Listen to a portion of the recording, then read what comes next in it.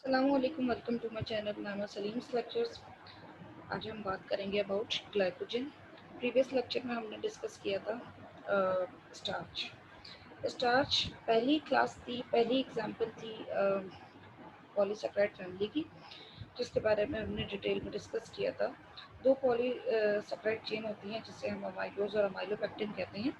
इन दोनों चेन से मिलकर के स्टार्च मॉलिक्यूल सिंथेसाइज होता है।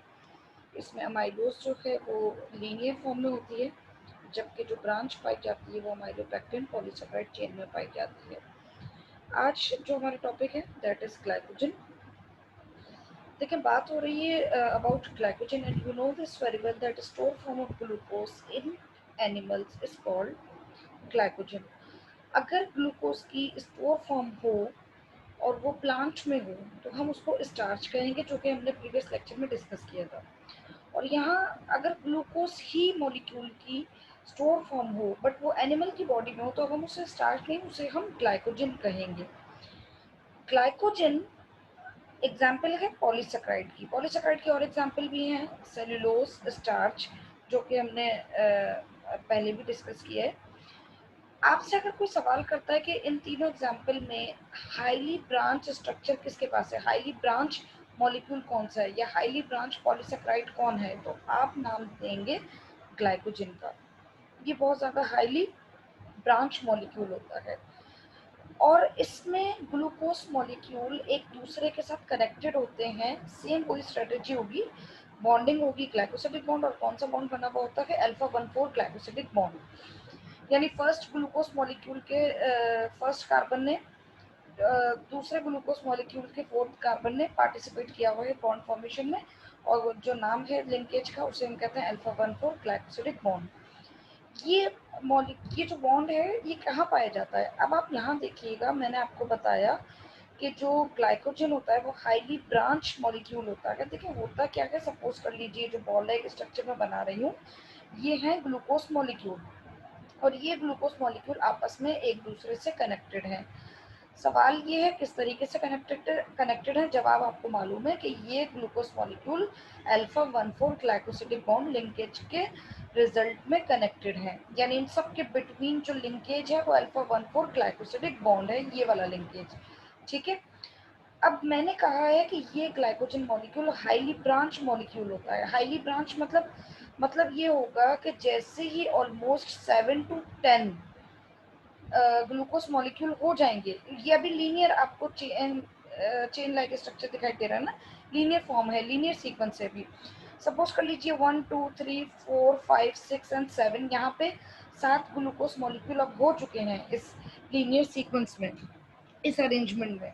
ठीक है, तो अब क्या होगा, 7 8 9 10, यहाँ से पॉसिबल है 7 से, पॉसिबल है 8 से या 9 से या लाजमी 10 से।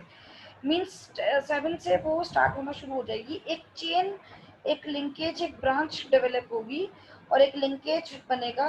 और ये जो लिंकेज होगा, ये लिंकेज होल्ड किया हुआ है इसको हम ब्रांच कह रहे हैं, इस एक और चेन को। यानी अब यहाँ पे आपको मजीद ग्लूकोज मॉलिक्यूल में कनेक्टेड करके दिखा रही हूँ, कनेक्ट करके दिखा रही हूँ। देखिएगा यहाँ पे 1 2 3 4, मैंने तकरीबन 7 मॉलिक्यूल तो होंगे इसके पास भी ना, मैं आगे बना नहीं सकती, स्पेस कम है। आप सपोज कर लीजिए कि 7 मॉलिक्यूल्स में ड्रॉ कर चुकी हूँ। तो अब यहाँ पे ये जो 7 मॉलिक्यूल्स एक दूसरे के साथ कनेक्टेड है, इनमें कौन सा लिंकेज है, सेम वही अल्फा 1,4 ग्लाइकोसिडिक बॉन्ड। और इस लीनियर सीक्वेंस में कौन सा लिंकेज है, सेम वही alpha 1,4 glycosidic bond. But what about this, जो ब्रांच में लिंकेज है, जो बॉन्ड ब्रांच पे है वो कौन सा है। एक्चुअली ब्रांच पे जो बॉन्डिंग होती है हम उसे कहते हैं अल्फा 1,6 ग्लाइकोसिडिक बॉन्ड। क्यों, मैंने आपको बताया था कि दो ग्लूकोज मॉलिक्यूल जो होते हैं ना, उसमें हमेशा से रूल ये होता है। सपोज कर लीजिए ये पहला ग्लूकोज मॉलिक्यूल है, इसके फर्स्ट कार्बन ने इस ग्लूकोज मॉलिक्यूल के फोर्थ कार्बन के साथ बॉन्ड फॉर्मेशन की हुई है। तो जब फर्स्ट और फोर्थ यहाँ बिजी है, अब यहाँ जो ब्रांच निकलेगी वो कैसे निकलेगी, 6 कार्बन फ्री है। तो यहाँ से कार्बन नंबर 6 और उस ग्लूकोज मॉलिक्यूल का कार्बन नंबर 1 पार्टिसिपेट कर रहा है इस बॉन्ड फॉर्मेशन के लिए। ठीक है, तो अल्फा 1,4 ग्लाइकोसिडिक बॉन्ड अब यहाँ इस तरीके से बनेगा। ब्रांच में हमेशा लिंकेज होगा 1,6 और जो लीनियर सीक्वेंस में लिंकेज होगा वो 1,4 होगा। क्यों इतना हाईली ब्रांच होता है? उसका जवाब ये है कि देखिए ये स्टोर फॉर्म है ग्लूकोज की एनिमल की बॉडी में, हमारी बॉडी में, इवन मैमल्स की बॉडी में। तो अब अगर ये इतना हाईली ब्रांच ना होता ना, तो पहली प्रॉब्लम ये होती कि ये साइटोप्लाज्म में कभी भी फिर स्टोर ना होता। इसका हाईली ब्रांच होना इसको सपोर्ट करता है साइटोप्लाज्म में फिट होने के लिए और लॉन्ग टर्म के लिए स्टोर होने के लिए। एंड दूसरा मजीद क्या फ़ायदा है इसकी ब्रांच का? मजीद फ़ायदा ये है कि जब भी हमें इस ग्लूकोज की ज़रूरत पड़ती है तो हम क्या करते हैं, आपको मालूम है कि इंसुलिन वो हार्मोन है जो कि ट्रिगर करता है ग्लूकोज को ग्लाइकोजन में कन्वर्ट कर देगा। यानी सिंपल ग्लूकोज मॉलिक्यूल बहुत सारा आपके पास मौजूद है, ये क्या करेगा, उसको ग्लाइकोजन में कन्वर्ट कर देगा स्टोर फॉर्म में। अब आपको लेट सपोज आपने फूड इनटेक नहीं किया, अब आपको एनर्जी की ज़रूरत है और एनर्जी के लिए आप डिपेंड करते हो ग्लूकोज पे, तो वो एनर्जी कहाँ से आप ऑब्टेन करोगे? तो आपने तो फूड नहीं लिया। उस केस में क्या होगा? उस केस में इंसुलिन हार्मोन रोल प्ले नहीं करेगा बल्कि ग्लूकागन हार्मोन रोल प्ले करेगा। और वो क्या करता है? इंसुलिन हार्मोन का उल्टा काम करता है। इंसुलिन क्या करता था? ग्लूकोज को ग्लाइकोजन में कन्वर्ट कर रहा है। तो ग्लूकागन क्या करेगा? ग्लूकागन ये करेगा कि इस ग्लाइकोजन को वापस तोड़ेगा और ग्लूकोज मॉलिक्यूल बना देगा। किस तरीके से? देखिएगा, ये है आपके सामने ग्लाइकोजन मॉलिक्यूल। अभी आपने पढ़ा कि ये हाईली ब्रांच मॉलिक्यूल है। अब ग्लूकागन क्या करेगा? हाईली ब्रांच होने का फायदा ही यही है कि जल्दी से रेडी टू यूज फौरन से हमें मिल जाए। तो अब ये इसकी ब्रांच से जल्दी जल्दी ना ये जो ग्लूकोज मॉलिक्यूल होंगे आइसोलेट किए जाएंगे, अलग किए जाएंगे, तोड़े जाएंगे। आपके सामने एक दरख्त हो पूरा और आपको उसकी स्टेम को तोड़ना हो, रूट से उखाड़ना हो, तो आपको वो ज़रा ज़्यादा मुश्किल लगेगा। अगर उस वो जो ट्री है, वो जो दरख्त है, उसके जो लीफ हैं इतनी ज़्यादा ब्रांचेस के रिजल्ट में वो बनते हुए आपको दिखाई दे रहे हैं, इन्हें तोड़ना आपके लिए आसान है। वो फ़ौरन से आपको ईजिली टूट जाएंगे और आपको मिल जाएंगे। क्यों? क्योंकि यहाँ पे बहुत ज़्यादा हाईली ब्रांच स्ट्रक्चर है। ठीक है, जो ये स्टेम है इसको तोड़ना ज़रा डिफिकल्ट है आपके लिए। वो उसकी रूट है, मेन है रूट यहाँ पे, बट ये मैं तोड़ने के अकॉर्डिंग बात कर रही हूँ। तो इसी तरीके से अगर मुझे लीनियर सीक्वेंस को तोड़ना है तो उससे आसानी से ये ब्रांच टूटेगी, तभी ये ग्लाइकोजन जो होता है हाईली ब्रांच मॉलिक्यूल होता है और रेडिली अवेलेबल हो जाता है जब हमें ज़रूरत पड़ती है ग्लूकोज की।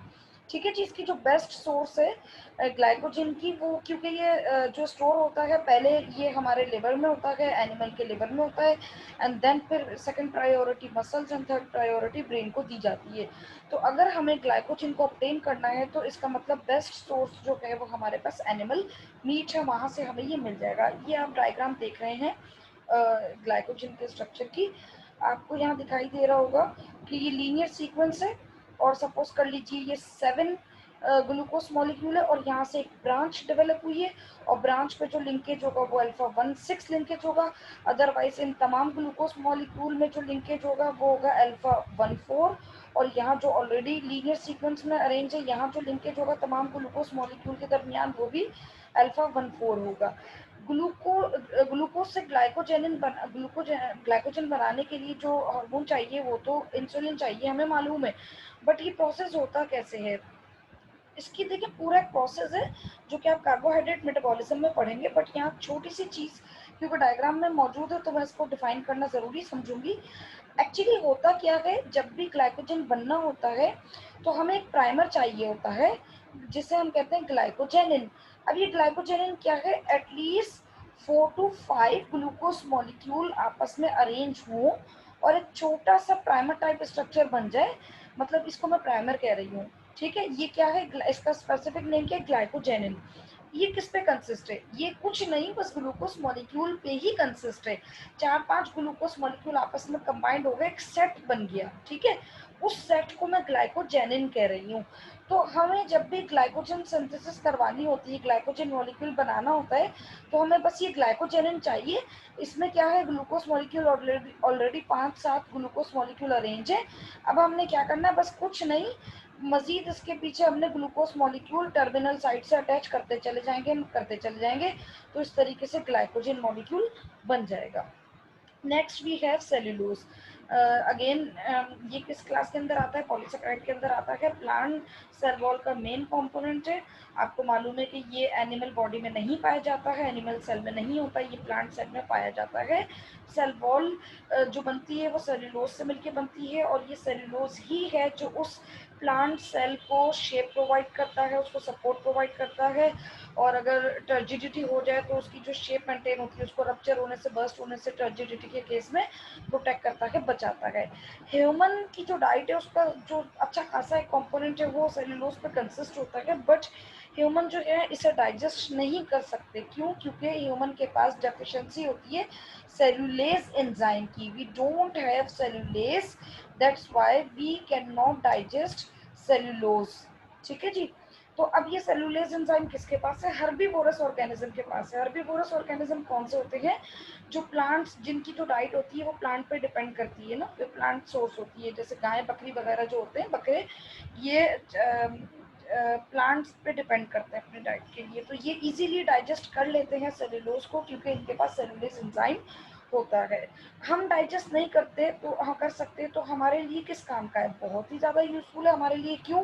क्योंकि ये फाइबर की गुड सोर्स है। वो जो कॉन्स्टिपेशन के पेशेंट होते हैं उनके लिए तो बहुत ही ज़्यादा बेहतरीन है। इसके अलावा अगर किसी का कोलेस्ट्रॉल हाई है, किसी का लिवर फैटी है, तो वो भी इसको इस्तेमाल करने से बहुत ज़्यादा फ़ायदा हासिल कर सकते हैं। अच्छा, अब जो इसमें ग्लूकोज मॉलिक्यूल होते हैं वो किस तरीके से अरेंज होते हैं? देखिए, यहाँ पे लिंकेज की बॉन्ड की बात हो रही है, ये आपको याद करना होगा। जैसे आपने अभी स्टार्च और ग्लाइकोजन का पढ़ा, अल्फा 1 4 ग्लाइकोसिडिक बॉन्ड है, और जो ब्रांच में था वो अल्फा 1 6 ग्लाइकोसिडिक बॉन्ड था। But in case of cellulose, यहाँ जो बॉन्डिंग है वो बीटा 1 4 है, not alpha 1 4। This is beta 1 4। आपसे कोई एमसीक्यूज में अगर कुछ पूछ लेता है कि सेल्यूलोज में अल्फा 1 4 है या बीटा 1 4 है, तो आपको राइट आंसर पता होना चाहिए।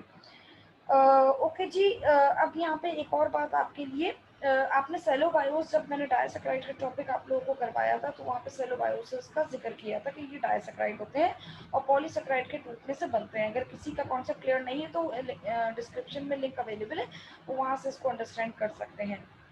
सेलोबायोस क्या है? प्रोडक्ट है। किसका प्रोडक्ट है? ब्रेकडाउन प्रोडक्ट है।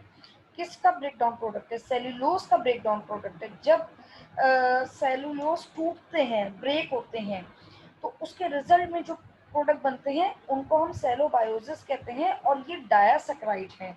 मींस ये ग्लूकोज मॉलिक्यूल पे कंसिस्ट होते हैं, बट इनका जो लिंकेज है बीटा 1 4 है, तभी हम इसको माल्टोज में नहीं डालते सेलोबायोस को, हम इसको आइसोमर ऑफ माल्टोज कह देते हैं या आइसोमेरिक फॉर्म ऑफ माल्टोज कह देते हैं। यहाँ आपको दिखाई दे रहा है कि हमने अब तीनों टॉपिक कवर कर लिए हैं, starch, glycogen and cellulose. Normally उसको हम फाइबर भी कह देते हैं।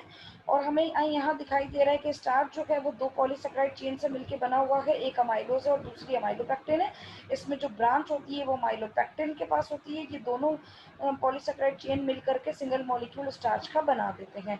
फिर हमारे पास ग्लाइकोजन है, store form of glucose in animal is called glycogen. आपको दिखाई दे रहा है कि तीनों क्लासेस में सबसे ज्यादा हाईली ब्रांच ग्लाइकोजन मॉलिक्यूल है। Next we have cellulose. आपको मालूम है प्लांट सेल वॉल का कंपोनेंट है, और आप देख सकते हैं कि किस तरीके से लीनियर सीक्वेंस जो है एक दूसरे के ऊपर स्टॉक लाइक स्ट्रक्चर में अरेंज है। फ्लैटेनेड है, फ्लैट स्ट्रक्चर एक बन जाता है जो कि बहुत ज्यादा सपोर्ट प्रोवाइड करता है प्लांट सेल वॉल, प्लांट के सेल को, क्योंकि उसकी वॉल ये बना रहा होता है। इसमें आपको दिखाई दे रहा है कि ब्रांच नहीं है। अगर आपका कोई क्वेश्चन है, कोई कंफ्यूजन है, तो आप कमेंट कर सकते हैं। चैनल को सब्सक्राइब जरूर करिएगा। Thank you so much for listening.